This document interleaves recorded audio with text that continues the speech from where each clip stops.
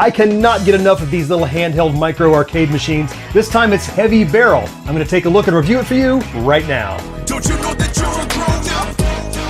No games, no puns. Not allowed if you're a grown up.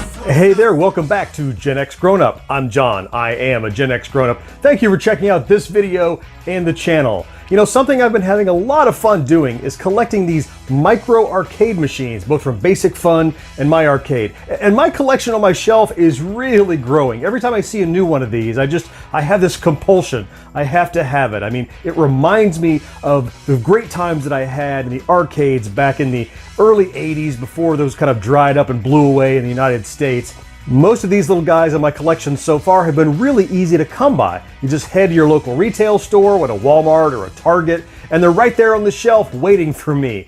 But there's a subset of them that I hear about, but I don't find so easily, and you have to go seeking those out.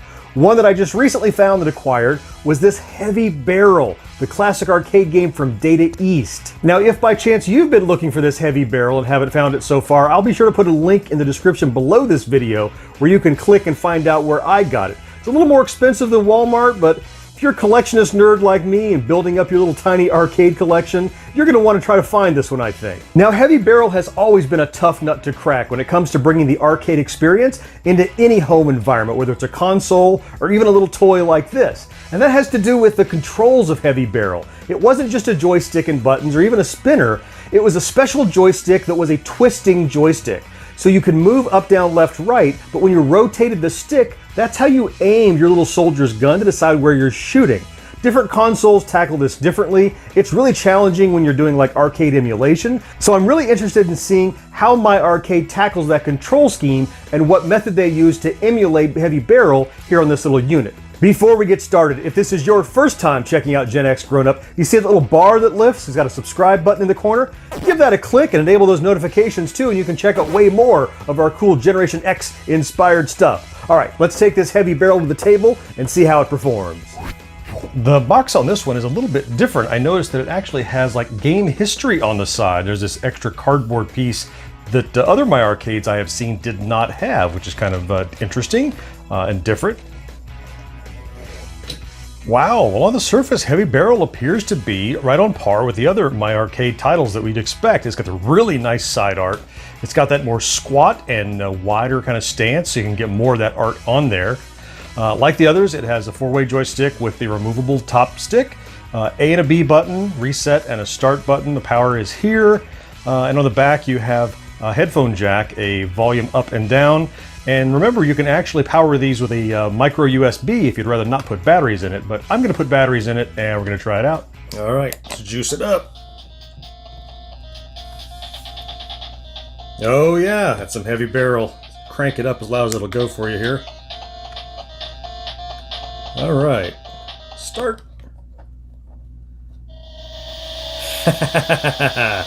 Yeah, Heavy Barrel.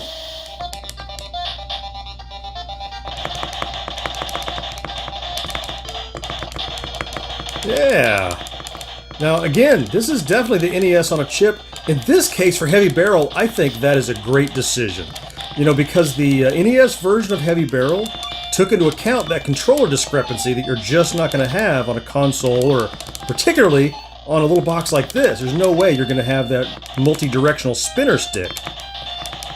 So what you end up with is a really nice control scheme. This is probably the one case where I think the NES is the best way to go with this little guy. Oh, power up! Oh, except I got killed. Go on, die, tank! How about a little grenade on you?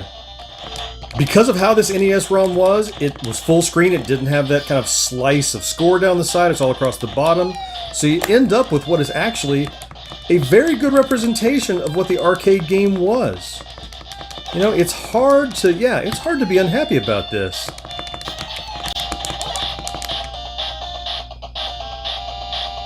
Oh, I died. I could continue, but I think we've seen enough.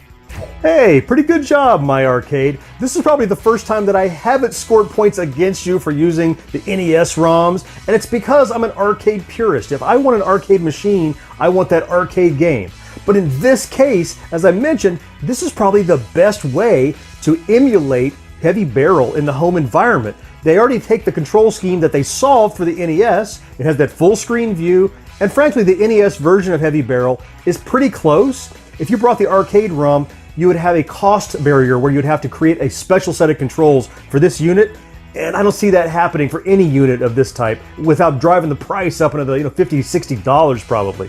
So I'm going to give Heavy Barrel from my arcade a solid 4 tokens out of 5. One of the highest I've rated one of these units in a long time, and I think it's really earned it. Hey, I really hope you found something to enjoy in this video, and I will talk to you next time. Bye-bye.